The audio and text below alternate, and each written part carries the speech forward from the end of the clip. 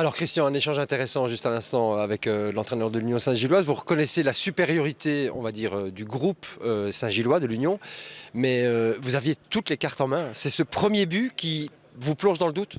Bah oui, tout le monde a vu le match. On avait mis un plan tactique en place pour les contrarier. On les avait beaucoup visionnés. On avait beaucoup travaillé à l'entraînement également, tout ce qu'on a pu faire dans le match, c'est-à-dire d'abord les contenir et puis aussi les mettre en difficulté avec le ballon et puis percuter dès qu'on pouvait. Le plan a fonctionné. On marque un but en première mi-temps, on est 1-0 à la mi-temps, ils n'ont pas eu une occasion de but.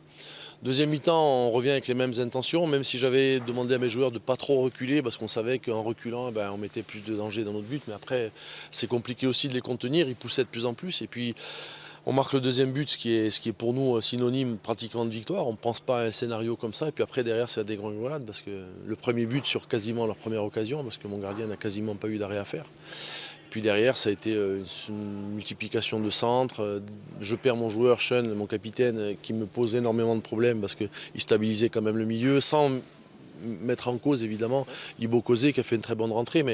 Et ça modifie aussi le scénario des changements, je dirais. Et puis au final, on subit. Et puis bon, après, il y a la qualité adverse, il y a la qualité des centres. C'est Slimani qui est passé arrière-gauche qui nous posait des problèmes. De l'autre côté, ça posait des problèmes.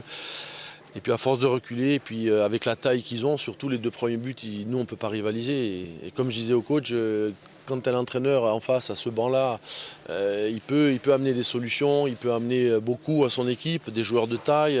Et moi à côté, j'avais des joueurs beaucoup plus petits et j'ai pas le banc suffisant pour rivaliser sur ces 10 dernières minutes.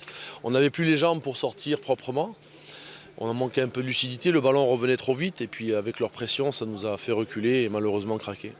C'est dommage parce que vous nous prouvez ce soir que vous avez joué sans doute les 70 meilleures minutes de la saison et que vous avez ce potentiel-là pour embêter même des grosses cylindrées comme l'Union. Ouais, mais je vous interromps aussi parce que contre Louvain, on a fait un match d'un autre calibre aussi.